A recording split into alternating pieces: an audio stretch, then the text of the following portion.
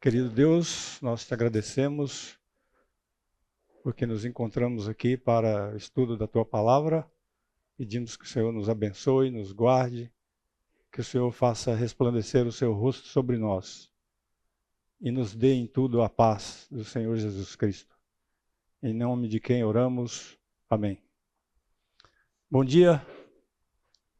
Inicialmente quero dizer que é um prazer para mim estar aqui falando para vocês, falando para mim mesmo, né?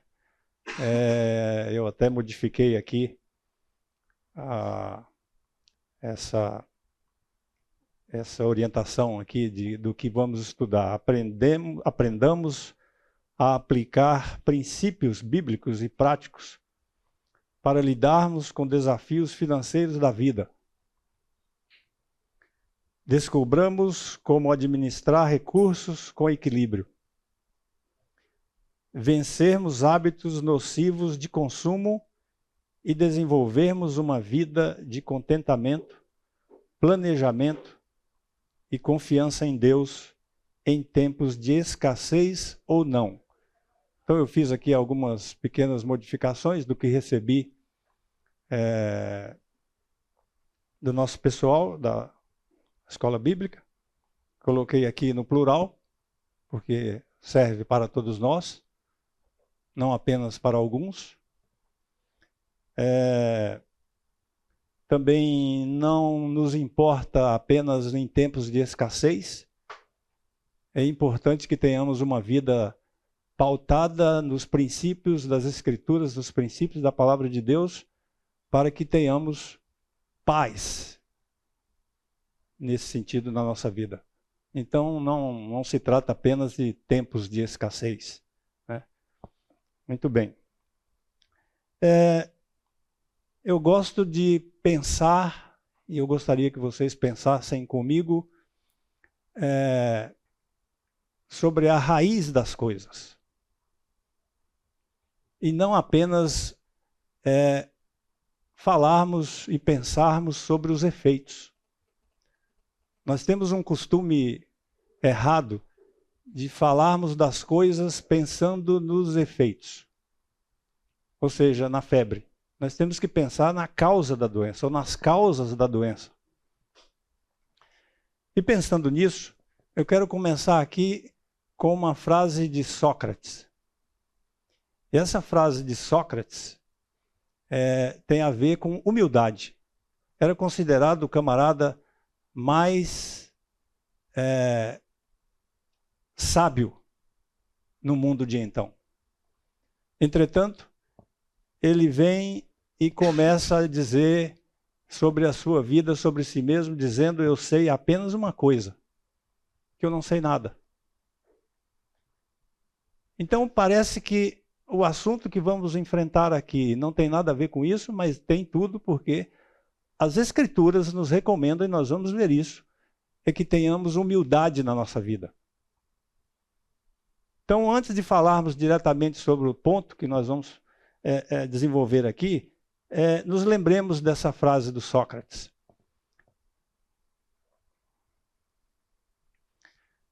Outra coisa também são esses dois pontos da filosofia que eu gostaria de pensar aqui como preliminares do nosso estudo. Ética e estética. O que significa ética? Estuda a moralidade e o comportamento correto do ser humano. E à medida que vocês forem vendo os versículos aí, vocês podem abrir, por gentileza, porque nós vamos lê-los. Por favor. Então nós vamos ler aí Provérbios 10, 9 e 1 Coríntios 10, 31. Por favor, quem encontrar já pode ir lendo, para a gente ganhar tempo.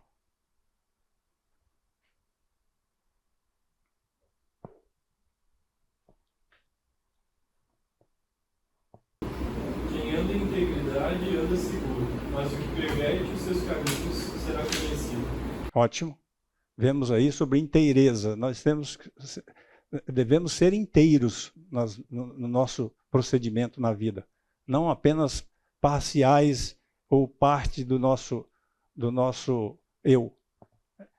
1 Coríntios 10, 31. Assim, quer vocês comam, quer bebam, quer façam qualquer coisa, façam tudo para a glória de Deus. Então nós estamos vendo que a ética tem a ver com o nosso interior, é aquilo que está dentro de nós.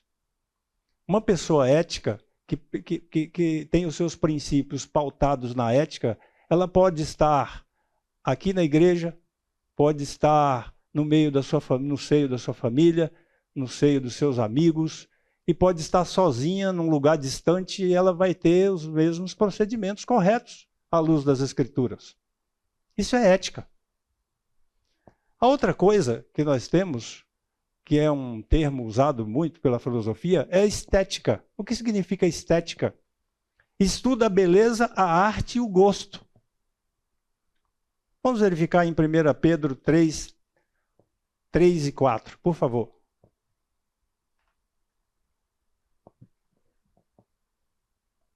Não seja o adorno da esposa o que é exterior, como frisados de cabelos, adereços de ouro, aparatos de vestuário.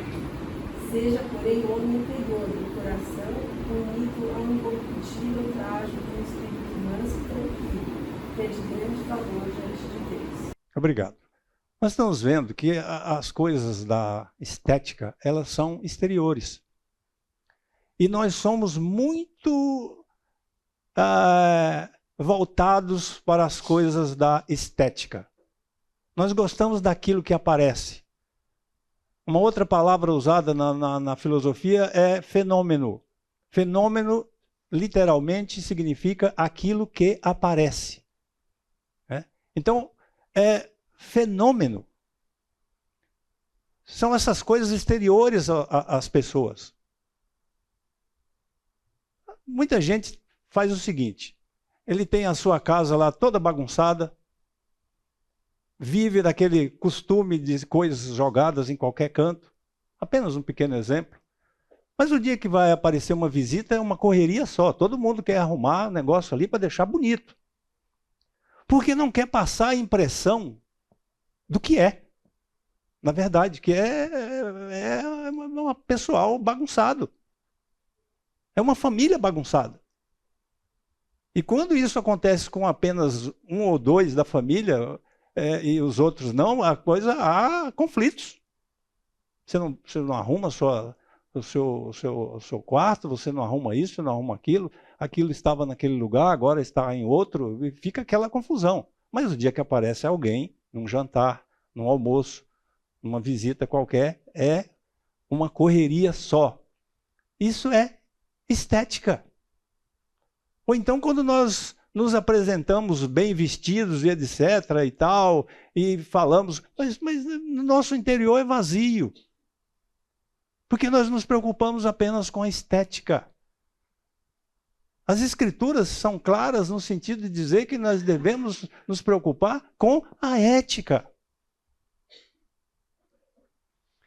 Olha o que diz a palavra de Deus em 1 Samuel, primeiro livro de Samuel 16, 7.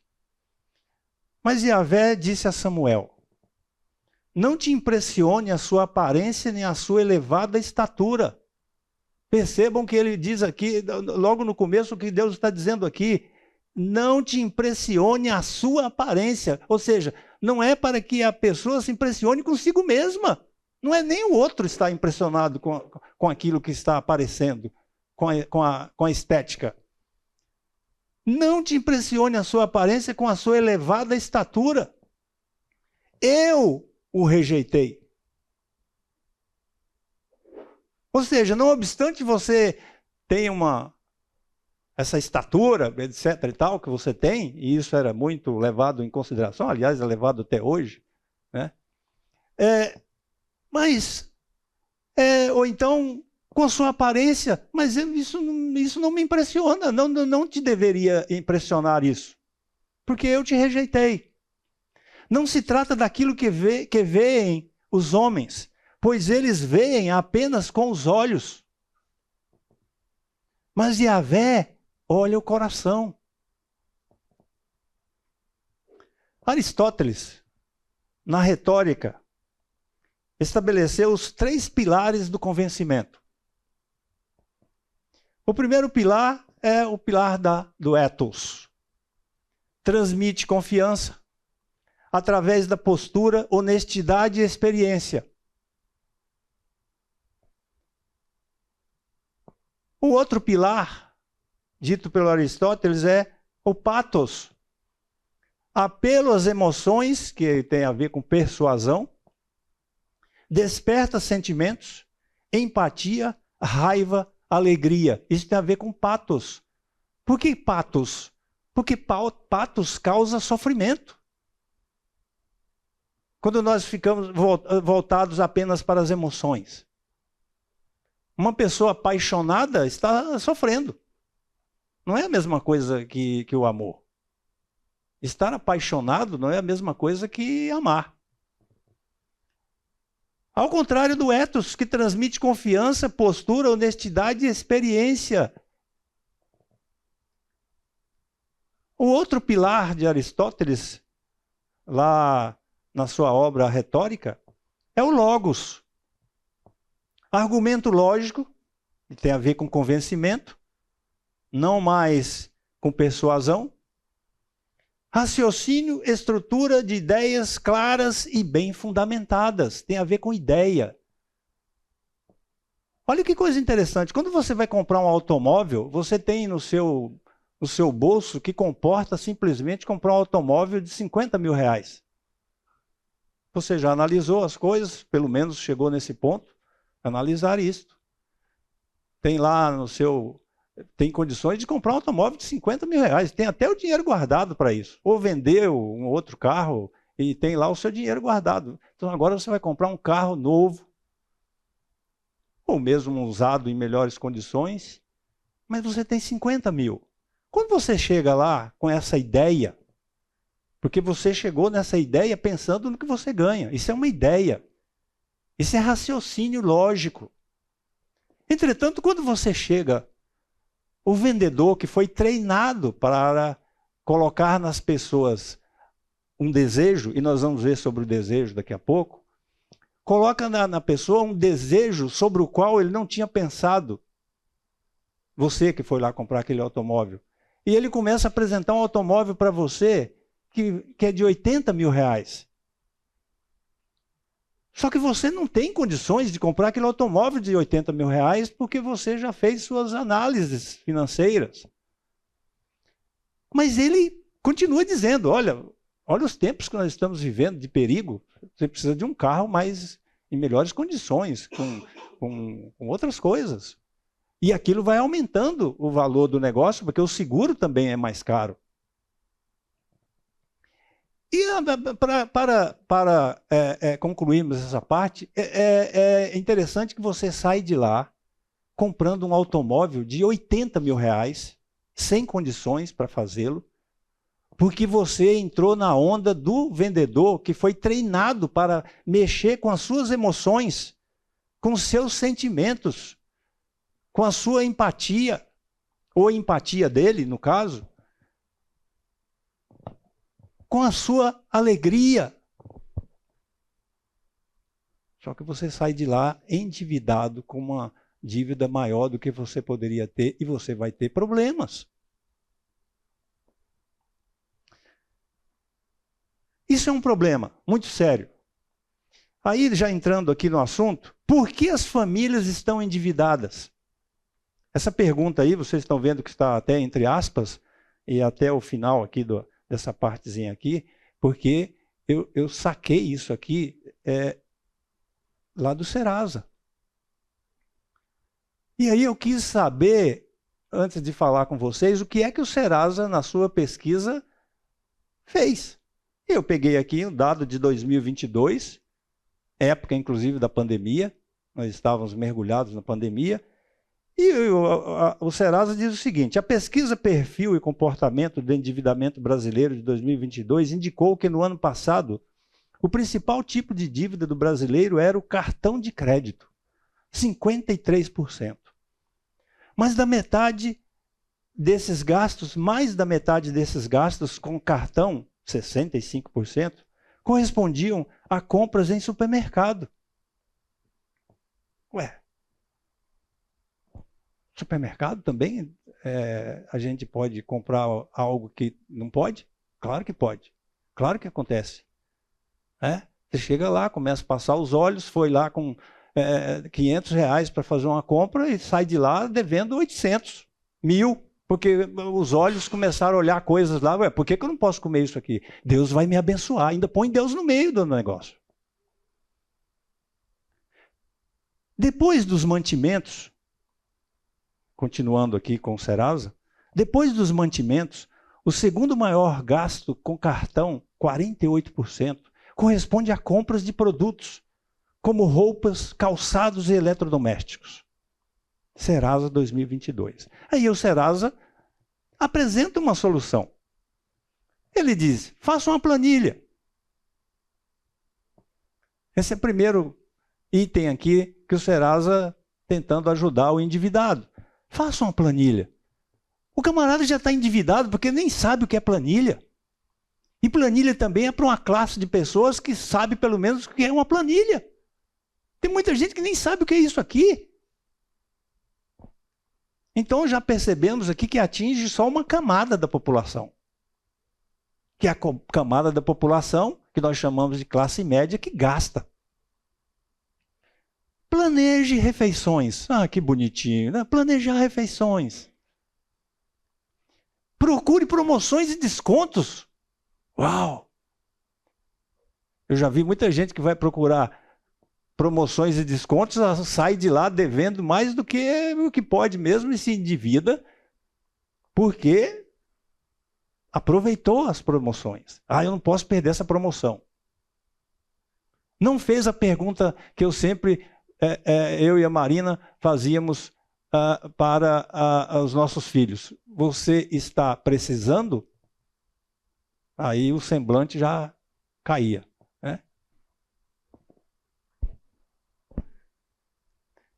Economize em casa. Estabeleça uma mesada. Está vendo a classe média aí? Quem é que dá mesada? Só se for uma cadeirada, você pegar a mesa e bater na cabeça da pessoa. Estabelecer mesada. Com quem que você pensa que você está falando? Nós somos 220 milhões de habitantes, chegando próximo dos 230 milhões de habitantes, e a pessoa vai falar em mesada com esse Brasil, com esses Brasis que nós temos aqui? A solução listada pelo Serasa está longe de resolver o problema do endividamento, mas muito longe, eu penso que vocês concordam comigo. Existe uma concepção original e ignorada do desejo e seus conflitos. Ignorada por todos nós. Aí eu já estou entrando aqui nos princípios bíblicos, daqui a pouco. Existe uma concepção original e ignorada do desejo e seus conflitos. O nosso problema, já lhes adianto, é o desejo. Na segunda metade do Decálogo, há a proibição da violência contra o próximo. O sexto mandamento, o sétimo, o oitavo e nono mandamentos proíbem as violências mais graves por ordem de gravidade. É isso que nós vemos lá. Não obstante isso, e nós vamos agora só repetir aqui, não matarás, que é o sexto, só para lembrar. Não adulterarás, eu sei que vocês sabem isso de cor. Não furtarás. Não dirás falso testemunho contra o teu próximo. E aí vem o 10º mandamento, que é o que faz toda a diferença em tudo isso aqui. Ele não é mais extenso por acaso.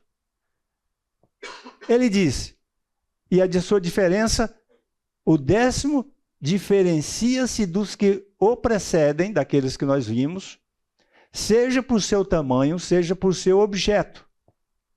Em vez de proibir uma ação, ele proíbe um desejo.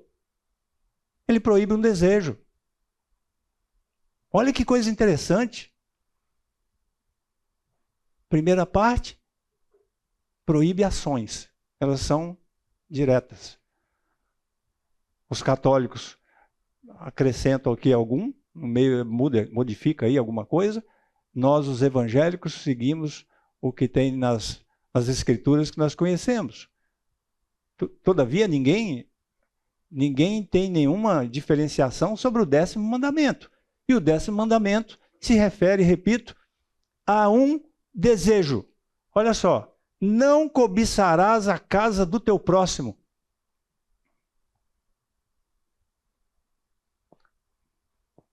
Deixa eu falar bem baixinho aqui, mas... Quantas pessoas já não foram em koinonias em casa de alguém que tem melhores condições e olha lá e chega na sua casa e começa a achar tudo feio? Espera aí, eu não pensava que a minha casa fosse tão ruim assim. Você viu a casa do fulano ou da irmã ou do irmão? Você viu? Estabeleceu-se a partir de então um desejo que agora vai começar a complicar a vida. Muitos param por aí. Muitos nem voltam mais lá naquela casa. Ou, o contrário. A pessoa tem boas condições, tem uma bela de uma casa, aí vai na casa de um irmão que não tem as mesmas condições que ele. É simples. A gente chega lá e começa a se achar desconfortável. Está faltando um monte de coisa aqui nessa casa. Aqui. Aquilo começa a mergulhar na sua cabeça, nem o estudo ele presta atenção. E às vezes não volta mais lá. Porque o desejo daquele indivíduo, que ele já entende satisfeito, e na verdade não está satisfeito, porque ele vai querer mais daquilo ainda, mas se estabelece um problema. Não cobiçarás a casa do teu próximo, não desejarás a sua mulher. Alguém pergunta, e o marido? Como é que fica aqui a situação? Porque hoje em dia anda desejando os maridos dos outros, das outras.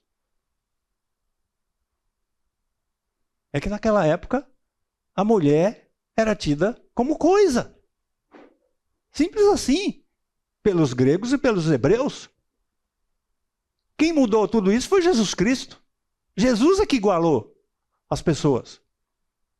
E tem muita gente que hoje ainda vive no Antigo Testamento ainda. Acha que a mulher é menor mesmo, é uma cabeçuda e que vai... Entendeu? Considera, na verdade, meio coisa o negócio. Hoje não está coisa, mas muita gente considera meio coisa. Pois não, irmão? O Antigo Testamento nunca coloca a mulher como coisa. O Antigo...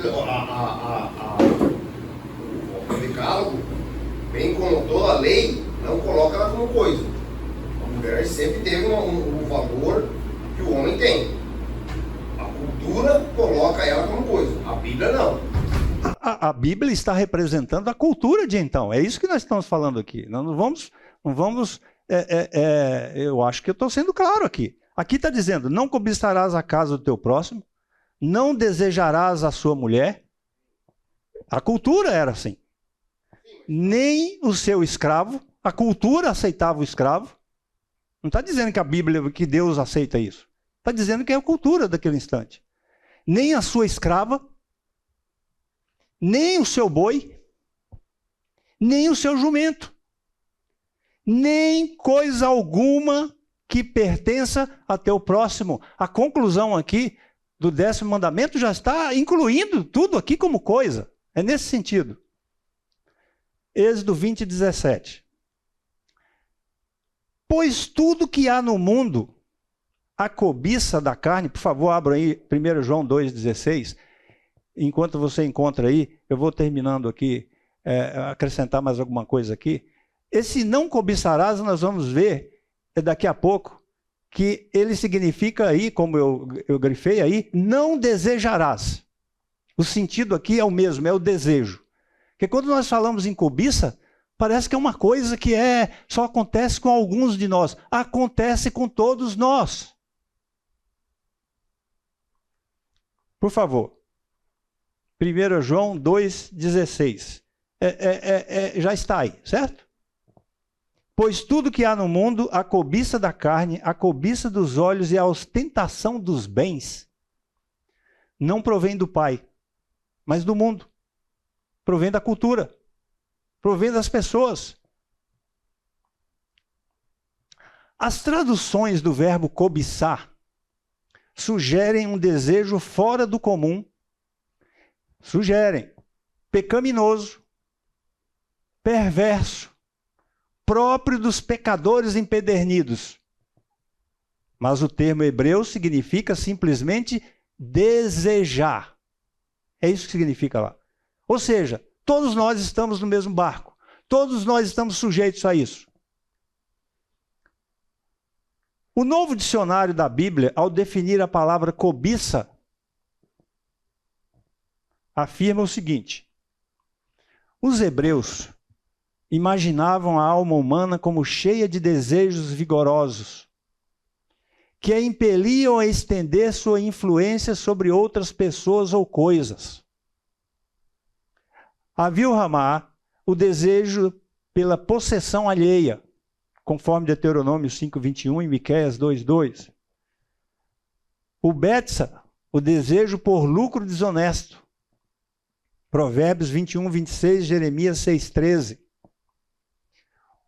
O avá, o desejo egoísta. Provérbios 21:26.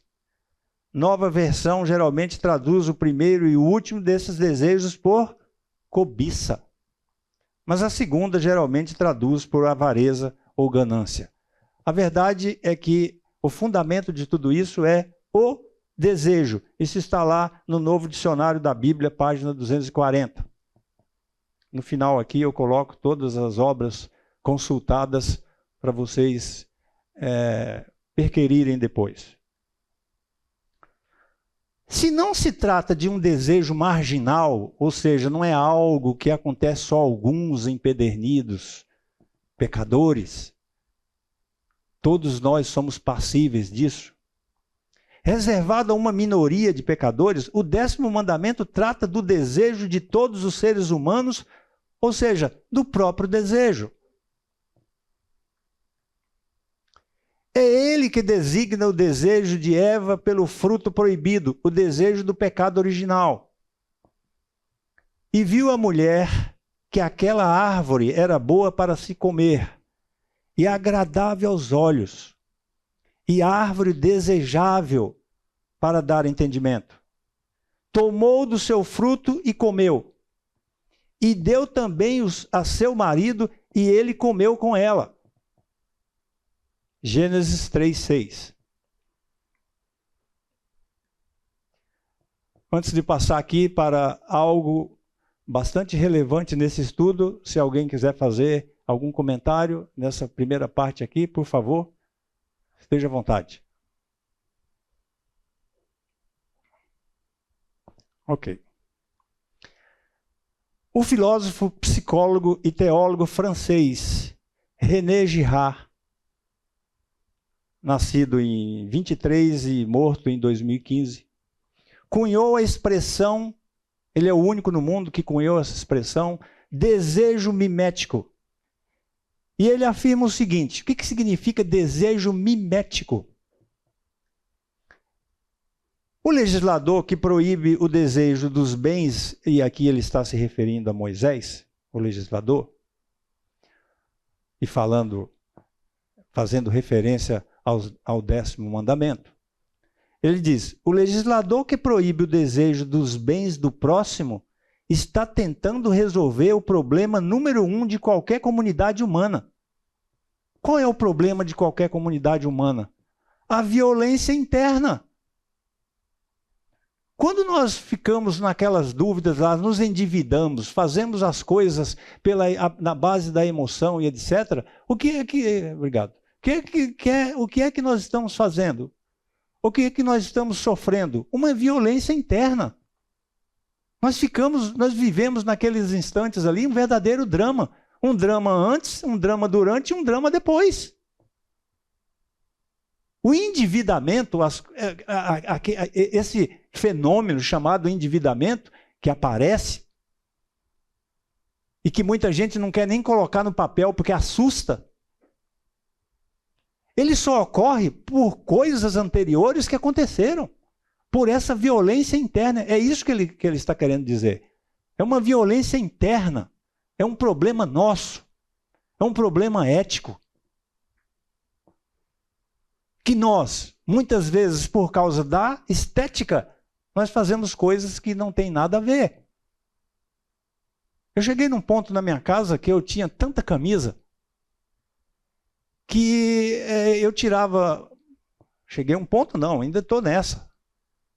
Mas de problemas passados. Eu tenho tanta camisa lá que quando a Marina deixa de colocar umas que eu já usei muito tempo lá, eu não sinto falta nenhuma, porque eu nem me lembro delas. Eu cheguei a um tempo que eu tinha tanto sapato que eu fiquei 3 anos sem usar um sapato que estava novinho na caixa, aí ele estragou. Eu levei na loja onde eu comprei, falei, olha, eu comprei esse sapato aqui há 3 anos e ele saiu a sola inteira aqui, primeira vez que eu fui usar, ele falou, o senhor deixou guardado? Não pode. Mas eu vou mandar lá para a fábrica para ver o que eles podem fazer, ainda me deu um outro. E aí eu cheguei nessas conclusões, eu tenho que parar com esse negócio. Então quantas coisas nós temos nas nossas casas que nós não precisamos? Acho que qualquer um aqui pode, em algum momento da sua vida, já refletiu sobre isso. Tanta coisa que eu tenho aqui, tem coisa que a gente tem que a gente nem se lembra mais.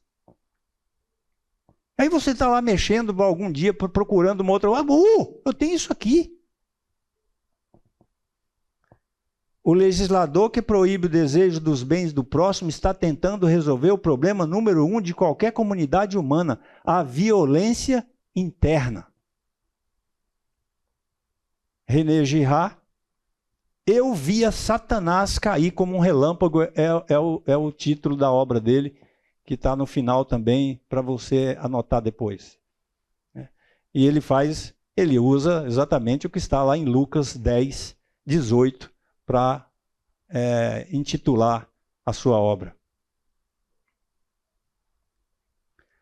O que é o desejo mimético? Segundo esse autor. Para manter a paz entre os homens, é preciso definir a proibição em função dessa terrível constatação. O próximo é o modelo de nossos desejos. É isso que chamo de desejo mimético. O próximo é o modelo de nossos desejos. Eu olho um carro que o irmão tem. Eu estava feliz com o meu carro até aquele momento que eu vi o carro dele. E aqui no estacionamento da igreja, né, Maurício? Aqui é uma festa, né, para ver isso aí, porque o que tem de carrão aqui é um negócio impressionante, né? Eu me lembro que, abrindo um parênteses, quando eu pensei em vir para aqui, na época, na então IBCU, um dos pastores da outra comunidade a que eu e Marina frequentávamos, disse o seguinte: você vai lá para aquela igreja, você está pensando em ir para aquela igreja lá, aquela igreja de rico, inclusive ninguém lá nem toma ônibus. Aqui na nossa igreja o pessoal chega de ônibus, mas lá não tem isso não. O seu pai também era membro lá nessa época, né, Lucas? O Lucas era um pivetinho lá, andando lá, correndo pela igreja lá. E hoje eu vejo aqui, o camarada é um pastor, casado, eu estou velho mesmo. Essa é a conclusão óbvia. Portanto, essa é a imagem que tinha aqui da igreja, né? E anos depois eu vejo que o pastor não estava errado, não. É uma igreja de rico. E o camarada olha um carro aí do irmão e fala assim: pô, mas meu carro é espinafrado, hein? E às vezes vai fazer uma compra de um carro, às vezes não é nem igual àquele lá, mas da mesma linha, por causa do desejo mimético. É o desejo mimético, é o modelo dele, é o outro irmão, que inclusive ele gosta do outro irmão. É isso que chama de desejo mimético. E segundo ele, há uma relação triangular entre sujeito, a pessoa que está com esse pensamento, o modelo e o objeto. O modelo quem é? É o outro. É a outra pessoa. Ele é meu modelo. O objeto é o automóvel. Eu sou o sujeito que estou pensando aquelas coisas. E esse negócio vai começando a maquinar. E eu começo a ficar infeliz. Eu começo a ficar triste. Eu começo a me lembrar que eu já não estou ganhando tão bem quanto eu deveria ganhar lá na empresa. Eu tive um funcionário numa época, numa empresa aqui em Campinas, e ele vivia nos finais de semana enchendo a cara com os amigos, era churrasco para lá, churrasco para cá, etc e tal. Aí ele sentou um dia na minha frente lá e falou assim, ó, eu estou angustiado. Eu não estou conseguindo pagar as minhas contas porque eu estou ganhando mal aqui. Você está ganhando mal. Aí, naquela época, como mais jovem, eu era assim, durão, igual você. Né? Estou brincando. E eu olhei para ele e falei, está vendo aqui? O que você ganha está até um pouco acima do que o mercado está pagando. E aí a conclusão, você toma vergonha na sua cara, para de ficar bebendo, fazendo churrasco nos finais de semana, que as coisas vão dar certo para você. É? Ele saiu meio infeliz, continuou com os churrascos e continuou com o seu endividamento. Uma pessoa deseja algo porque outra pessoa que ela admira deseja esse mesmo objeto. Ou seja, o sujeito imita o modelo e ambos desejam o mesmo objeto. E muitas vezes ocorre que os dois estão endividados. Eu não vou contar certas coisas que eu já vivenciei em outras comunidades, porque não, quando você menos espera, tem alguém que conhece alguém e que lembra daquele fato. Então é melhor deixar para lá. Né?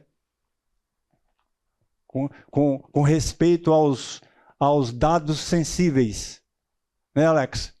Você está acostumado com essa palavra na empresa, né? Dados sensíveis. Precisamos tomar cuidado com os dados sensíveis do outro. Alguém quer comentar alguma coisa?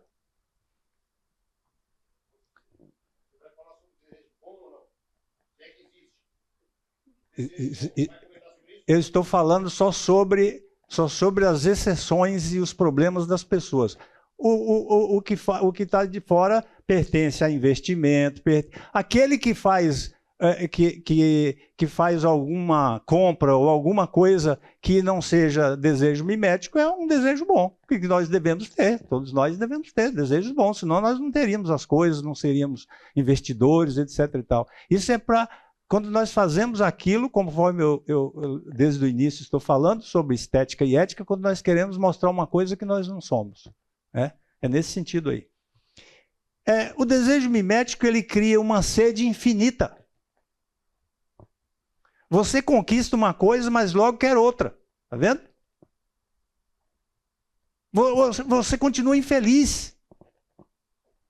Tem um livro aí muito interessante que eu recomendo para vocês, sobre os ricos do Brasil. Excelente obra, você devia ler esse livro aí.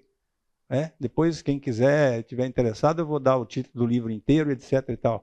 Um sociólogo que se tornou rico e anda no meio dos ricos e não é considerado rico porque ele não tem o pedigree que eles desejam. Então, mas um negócio interessante é que nenhum deles se considera rico. Um fica olhando para o que o outro tem.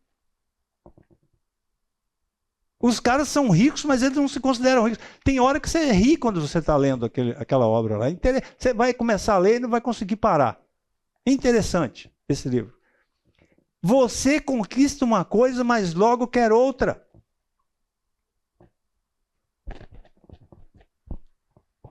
E daqui a pouco, você vai ver como é que se tem desejo bom. Para usar a sua palavra. Vamos parar aqui rapidinho. Você conquista uma coisa, mas logo quer outra. Sua paz vai ficando refém do que o outro faz, mostra ou tem. Tá certo? Então, o que o desejo mimético faz na vida das pessoas? Pode acontecer com qualquer um de nós. Cria uma sede infinita. Você conquista uma coisa, mas logo quer outra. Sua paz vai ficando refém do que o outro faz. Pode ser seu irmão, pode ser uma pessoa na empresa. Mostra ou tem. Disso resulta, em geral, o endividamento. Isso acontece, inclusive, nas empresas. Nós estamos falando aqui de pessoas, mas acontece nas empresas. Tem muita empresa que hoje está aí na recuperação judicial porque os olhos dos sócios foram muito mais além do que poderia ir. E aí se endividaram, principalmente com bancos. Quando você quiser fazer uma análise para saber se uma empresa tem saúde financeira, verifica se ele está devendo, se essa empresa está devendo para bancos. E se o seu patrimônio, basta você pegar o balanço, você vai ver o endividamento, e isso vai aparecer lá no balanço. E qual é o patrimônio daquela empresa? Pronto, é resolvido.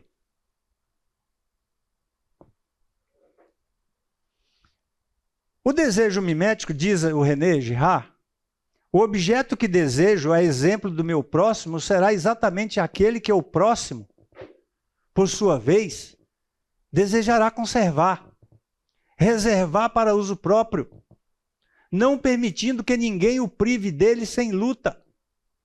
Meu desejo será contrariado, mas em vez de resignar-se e deslocar-se para outro objeto, em 90% das vezes irá emperrar, fortalecer-se, imitando mais do que nunca o desejo do seu modelo.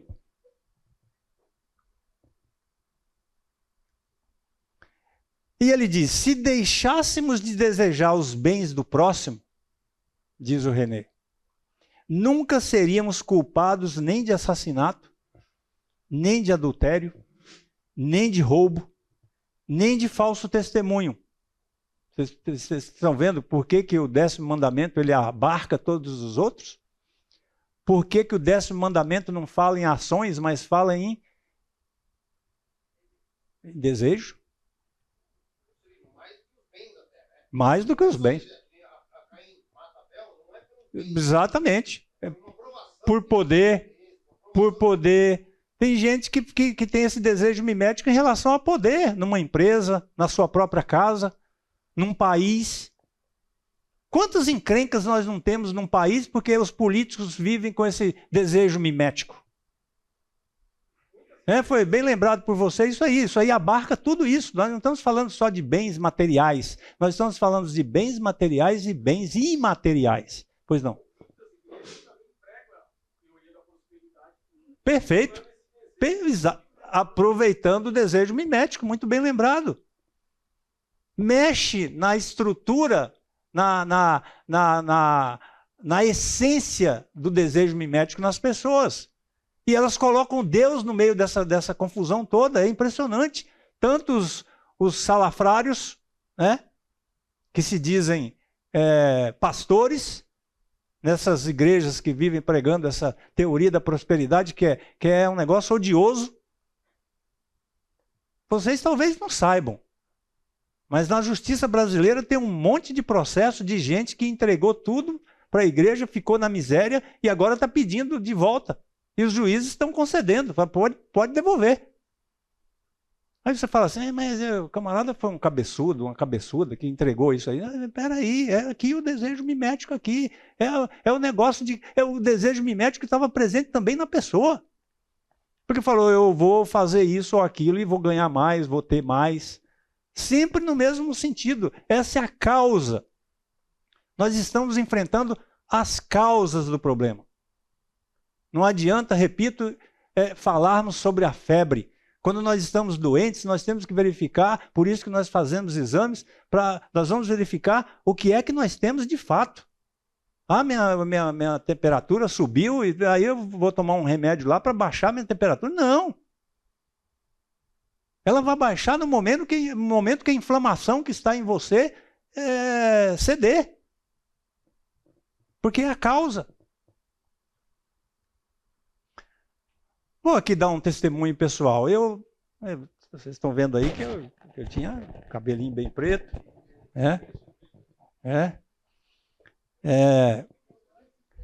Sou eu. Isso aí em 1987. Eu comecei minha vida profissional no Rio de Janeiro.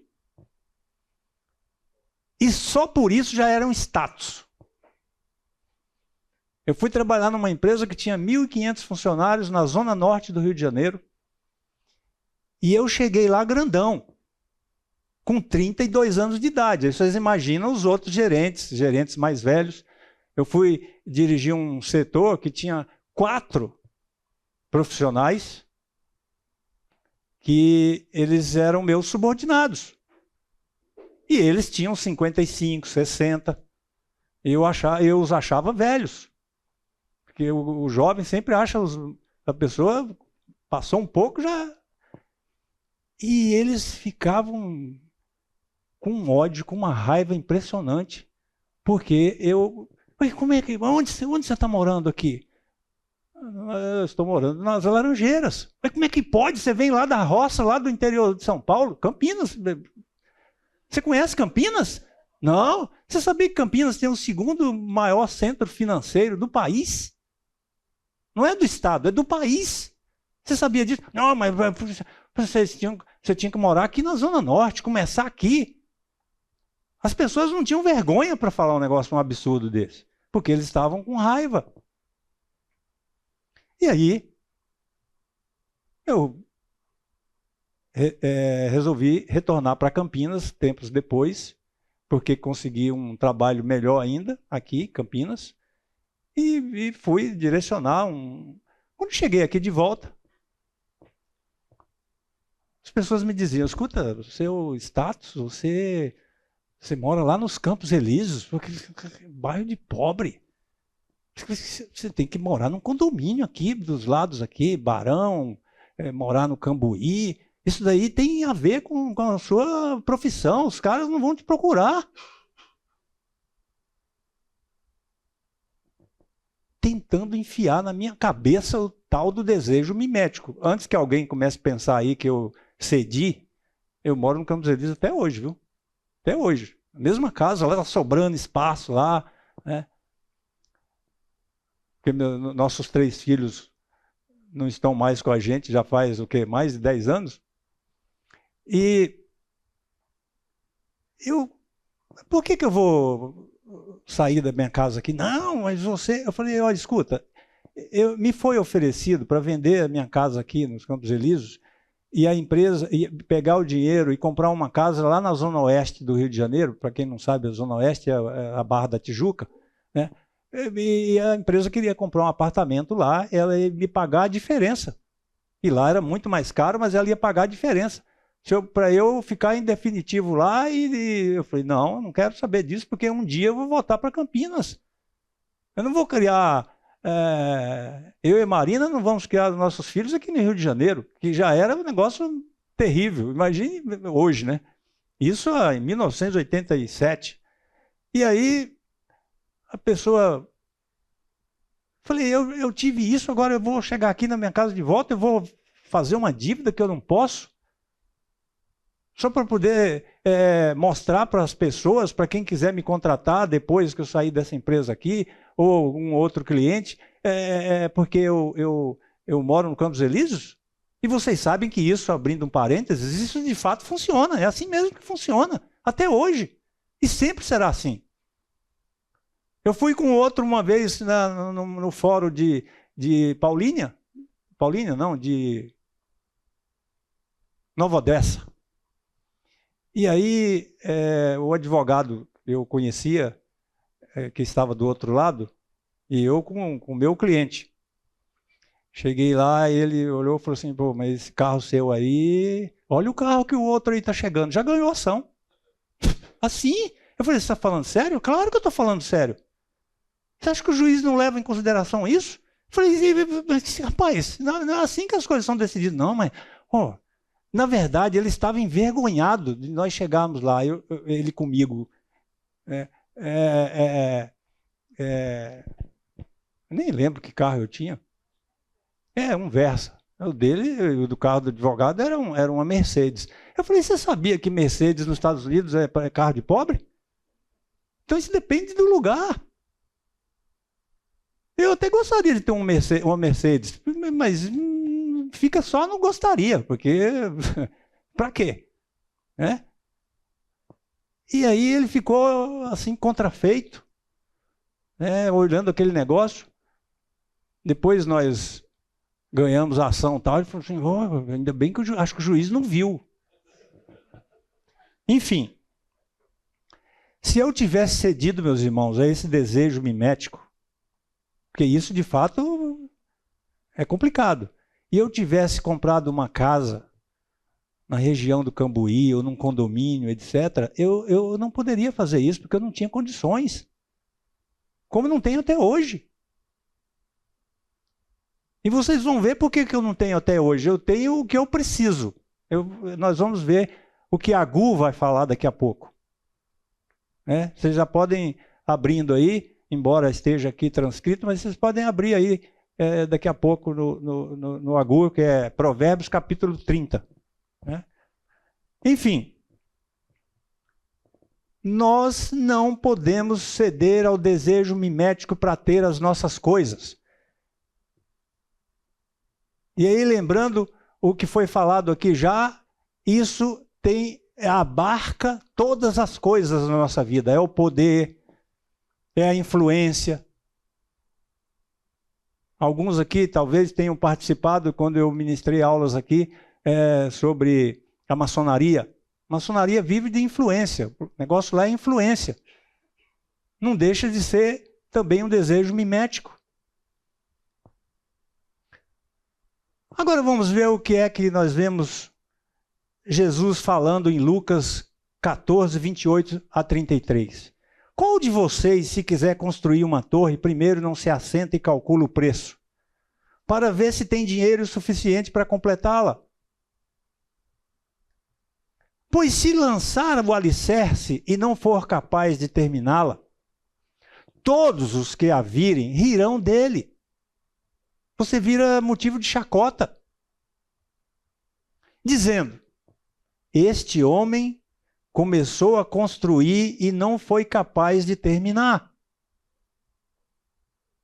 Não foi capaz de terminar. A base aqui está no desejo mimético. E a pessoa faz um negócio desse e fala assim, Deus vai me abençoar. Eu fico meio indignado quando eu ouço essas coisas, meus irmãos. Eu vou fazer isso ou aquilo, você está vendo que a pessoa não pode, mas fala assim, Deus vai me abençoar, eu vou... Não é assim.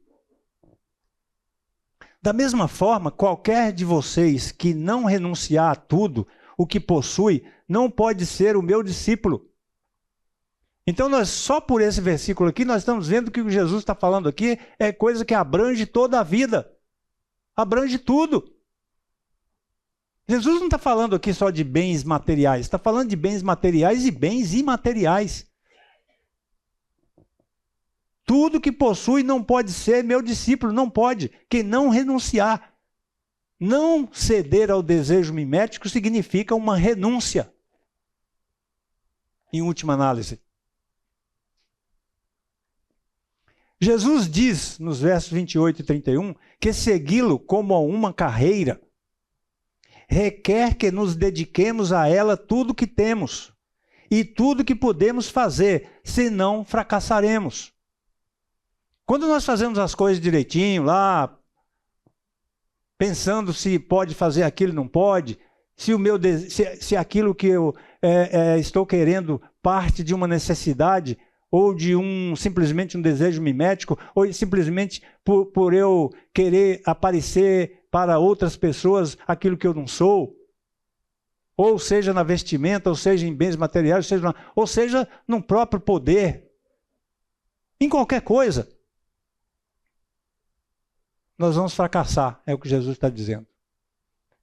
Nós temos uma empresa, Nós vamos fazer as coisas na nossa empresa e olhamos para o outro lá que está voando.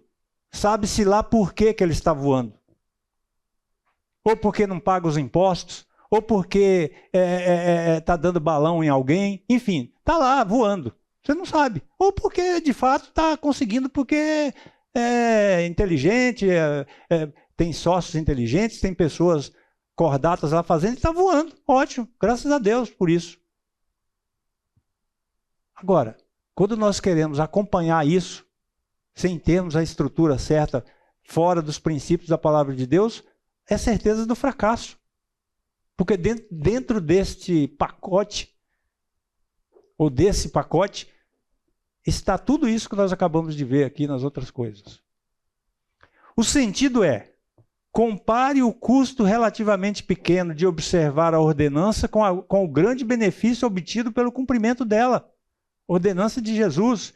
E da mesma forma, compare a recompensa passageira obtida pela transgressão de um mandamento com seu custo grande e eterno. Porque o sofrimento é aqui e o custo também é eterno, porque Jesus está falando, você não é meu discípulo. Está excluindo o indivíduo. Por isso que tem muita gente usando o nome de Jesus aí, que é inacreditável. Nós estamos vivendo momentos tão terríveis, tão absurdos, que as pessoas estão usando o nome de Jesus aí como se fosse uma brincadeira. De todos os lados, inclusive no meio dos pseudos crentes. Isso aqui eu retirei do Davi Stern, Comentário Judaico do Novo Testamento, página 153, e Filipenses 7:8 escreve Paulo sobre isso. E aqui já caminhando para o final, quanto tempo nós temos, por favor? 20? Ok. Aqui nós estamos caminhando para o nosso final aqui.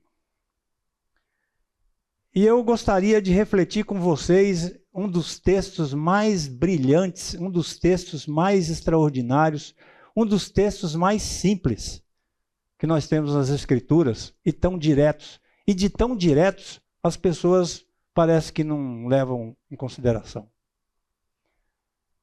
Vocês hão de se lembrar que eu comecei falando de Sócrates, da humildade de Sócrates. Agora eu vou falar de outro filósofo, porque quando fala sabedoria de Agur, e eu percebo que as pessoas, os escritores, eles têm uma certa ojeriza da palavra filosofia, e eles não colocam aqui o filósofo Agur, porque esse camarada era um filósofo. O Agur vai dizer o seguinte: na verdade, eu sou o mais bruto dos homens, nem mesmo tenho o conhecimento de homem. Lembra que nós começamos a falar sobre humildade? A humildade socrática? Eu sei que nada sei. O Agur vai dizer: na verdade, eu sou o mais bruto dos homens, nem mesmo tenho conhecimento de homem. E se vocês acham que ele era um cabeçudo, um ignorante, vocês estão muito enganados. Ele está na mesma linha de Sócrates, porque ele era um sábio. Por isso que está escrito a sabedoria de Agur.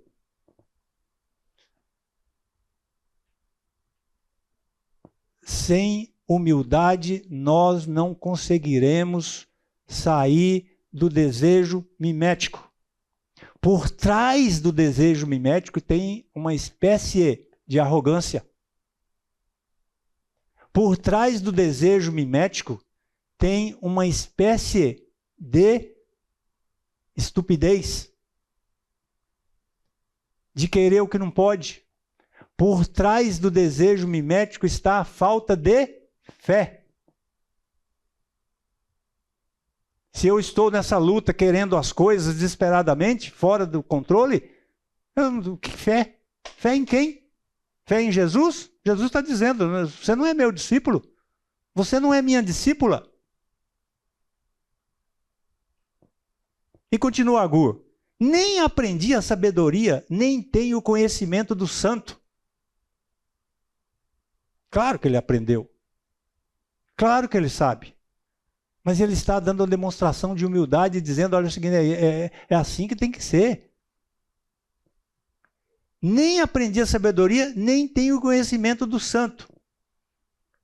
Quem subiu ao céu e desejou? Quem amarrou as águas numa roupa? Quem estabeleceu todas as extremidades da terra? Qual é o seu nome? E qual é o nome de seu filho, se é que o sabes, seu ignorante? Só faltou dizer isso, isso é conclusão juscelínica, tá? Vocês vão se lembrar também que, se vocês folhearem lá o livro de Jó, vocês vão encontrar lá no capítulo 35, dali para frente, e seguindo, vocês vão encontrar exatamente essa mesma coisa. Quem é você? Quem você pensa que é? Hein? Eu conto um fato que aconteceu comigo, assim, bem rapidamente. A mãe da Marina, minha sogra, e ao contrário do que muita gente fala, eu gostava muito da minha sogra, ela um dia saiu para passear com outros membros de uma missão aqui de Campinas. Eles saíram para passear, todos da terceira idade. E o ônibus, talvez alguém se lembre disso aqui, o ônibus atravessando a Dom Pedro caiu lá de cima, lá do negócio, escorregou, estava chovendo, do viaduto, e lá embaixo. E o motorista, o Chico, morreu na hora. E eu era vice-presidente lá da Igreja Batista Central, eu saí, o pastor me pediu para fazer esse serviço, aí eu saí nos hospitais para descobrir onde as pessoas estavam internadas. E eu encontrei o Chico ali no Mário Gatti, num canto lá, todo inchado. E eu já comecei a ficar ali numa angústia tão grande. E depois comecei a me lembrar da minha sogra. E, por incrível que pareça, naquela tarde eu tinha que trabalhar. Eu fui lá para o escritório da empresa e fui lá, depois que eu fiz todo isso aconteceu num sábado, eu fui lá para a empresa. Chegando lá na empresa, indignado, lembrando da minha sogra, lembrando do Chico e dos outros irmãos que estavam, mas especialmente deles dois, eu comecei a conversar com Deus. Eu falei, Senhor, tenha santa paciência, como é que pode um negócio desse? Minha sogra nem saía para passear em lugar nenhum, quando sai uma crente do Senhor Jesus. Pessoa naquela idade lá, se machucou. O Francisco, um crente também do Senhor Jesus, estava lá fazendo o seu trabalho, levando essas pessoas. O Senhor está lá jogado naquele hospital, que coisa horrível. E aí eu tinha uma Bíblia na gaveta, abri a Bíblia e fui folheando assim, abri no livro de Jó.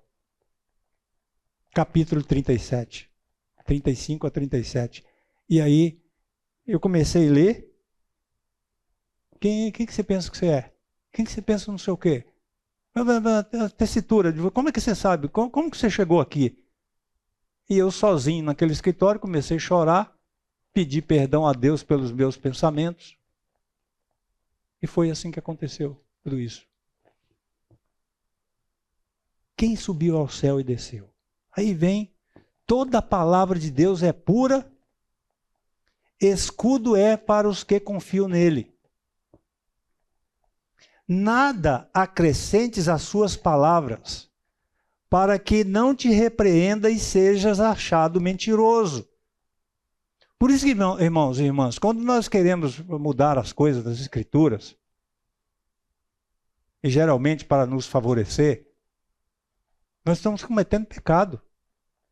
Porque as Escrituras são completas. E aconteça o que aconteceu ao longo do tempo. Eu acho que nós temos mais, antes de passar para outra parte aqui, quanto tempo nós temos, por gentileza? Ótimo, obrigado. Então dá tempo de contar essa aqui. Eu fazia o meu doutoramento aqui na Unicamp, na filosofia. E como parte do meu trabalho, o meu orientador falou assim, você vai ministrar aulas lá para aquele pessoal lá do terceiro ano lá de filosofia. Tudo bem? Eu falei, tudo bem. Eu falei, qual é o assunto? Fala o que você quiser, ótimo. Quando fala assim, é ótimo, é bom, né? Peguei e levei a Bíblia dentro da minha pasta. E comecei com eles. Abri lá, uns sentados assim, todo relaxado na cadeira, uns cabeludos, outros cabelinhos cortados, aquelas caras assim, que quer dizer, o que esse cara vai falar aí? Só porque está fazendo doutorado, acha que pode vir aqui falar para a gente. A cara deles dizia isso. Aí eu peguei e abri lá em Abacuque, capítulo 1, e fui descendo. Depois você lê Abacuque, logo no começo. Aí eu fui lendo aquilo e tal. Parece que você está lendo o Jornal do Dia. Não parece? Quem se lembra do texto? Alguém pode ler aí? Abrir rapidinho? Abacuque, capítulo 1, não está aqui no nosso... Mas senti vontade de contar isso aí para vocês. Abacuque, capítulo 1. Pode ler. Senhor Deus, até quando clamarei e pedir ajuda, e tu não me atenderás? Até quando gritarei violência, e tu não me salvarás? Por que me fazes ver tanta maldade? Por que toleras a injustiça? Estou cercado de destruição e violência. Há brigas e lutas por todas as partes. Por isso, ninguém obedece a lei, e a justiça nunca vence. Os maus levam vantagem sobre os bons, e a justiça é torcida. Tá ótimo. A justiça é torcida. Vocês já se imaginaram num país mais violento que o nosso país? Com mulher morrendo todo dia aí, não interessa. Pode mudar as leis do jeito que quiserem. O cara está com vontade de matar, ele mata. Porque a base lá está errada. A pessoa começa, não tem mais namoro. A base está errada lá, não tem mais namoro, então a pessoa já chega, já vão se deitar, e dali começa o negócio. Aí começa o relacionamento de muita gente assim. Daqui a pouco um está matando o outro. Enfim, mas não é isso que nós vamos falar. Eu abri a Bíblia e li esse texto aí sem falar absolutamente nada, sem fazer nenhum comentário, e disse, qual foi o filósofo que falou isso? Alguém sabe? Aqui? E meu orientador sentado lá, Benjamin de Souza Neto, um decano da Unicamp que já é falecido. Ele era lá do Mosteiro de São Bento. E ele ficou olhando para a minha cara assim, com aquele jeito dele, que quer dizer, você pegou essa molecada, hein? Você pegou. Falei, vou repetir. Qual foi o filósofo? Que vocês conhecem bem os filósofos, vocês já estão no terceiro ano, né? Qual foi o filósofo que falou isso aqui? Ninguém se habilita? Dei um tempo, ninguém se habilitou, eu disse, quem disse isso aqui 800 anos antes de Cristo? Foi Abacuque. Vocês conheceram esse filósofo? Já ouviram falar nele? Alguém aqui já ouviu? Levanta a mão aí. Ninguém. Aí eu falei, sabe por que vocês não sabem? Porque vocês são ignorantes. Vocês se acham, mas vocês são ignorantes. Vocês precisam ver o Benjamin, lá do lado, ele se mexia na cadeira querendo rir. Vocês são ignorantes porque vocês desdenham as escrituras. Vocês falam que as escrituras são atrasadas, que são... Agora eu pergunto para vocês, isso aqui, não... mas antes disso eu falei, não parece que você está lendo o Jornal do Dia? Aí alguns... Eu falei, pois é. Isso aqui está nas Escrituras. Aí abri as Escrituras e li, como você fez aí. E aí ficou aquele negócio assim. Aí eu comecei a falar sobre o que Abacuque estava dizendo. 15 minutos, que era o meu tempo. E aí o professor Benjamin disse: rapaz, você não me disse o que você ia falar, mas eu estou preocupado aqui. Se eu não tivesse presente aqui, eu ia perder essa.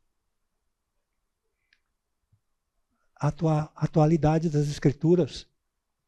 Atualidade, meus irmãos e minhas irmãs, do que nós vamos ver agora na sequência com Agur. Agur vai dizer: 2 coisas te pedi,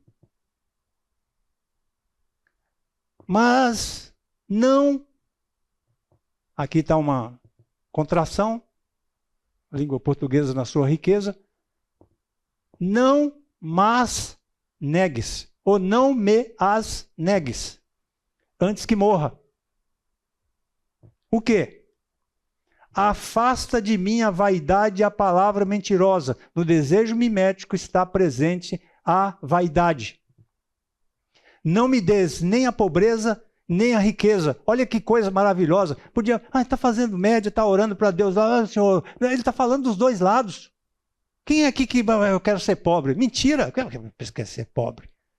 Ser pobre e necessitado, bem entendido. Nem a pobreza, nem a riqueza. Mantém-me do pão da minha porção de costume. Nós precisamos pedir a Deus sempre pelas coisas que nós necessitamos. Quando eu me casei com a Marina, a gente transacionou por vários lugares de Campinas morando de aluguel.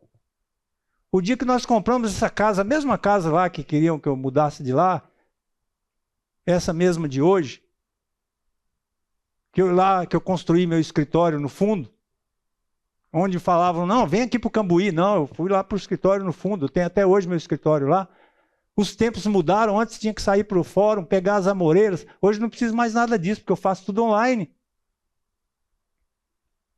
Essa mesma casa é meu pão acostumado, é o que eu preciso. Não preciso mais que aquilo lá.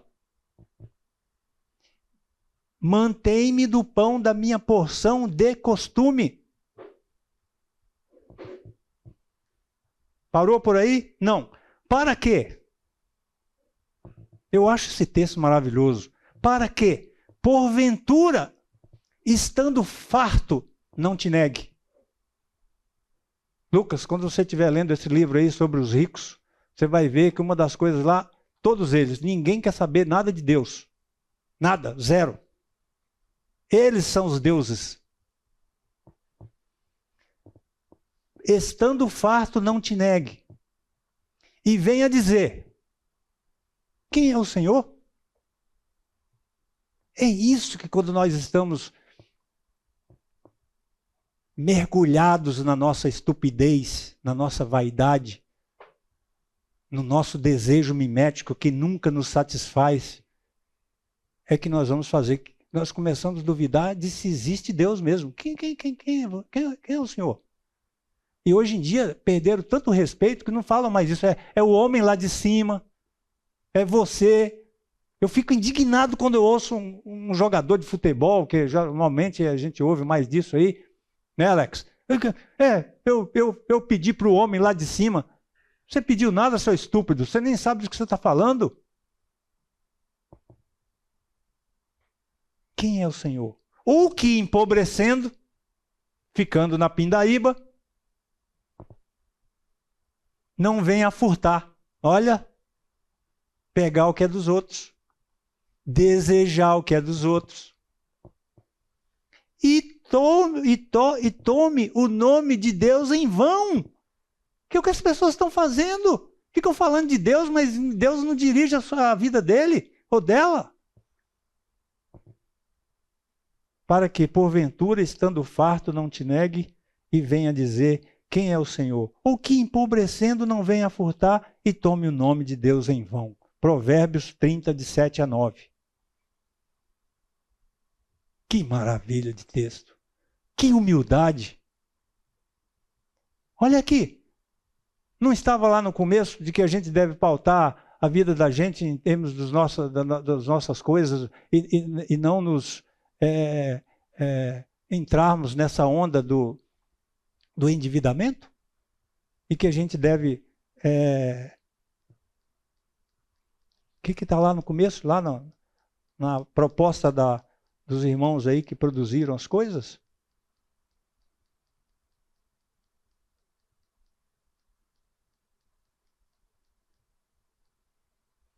Aprendamos a aplicar princípios bíblicos e práticos para lidarmos com desafios financeiros da vida. Descobramos como administrar recursos com equilíbrio. Venceremos hábitos nocivos de consumo.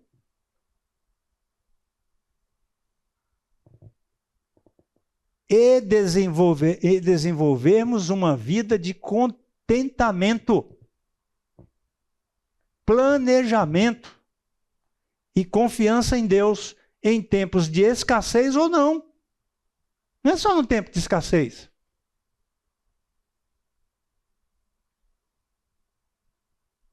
Portanto, meus queridos e minhas queridas, e podemos encerrar com algum comentário, alguma pergunta. Não sei se ficou claro essa parte para você do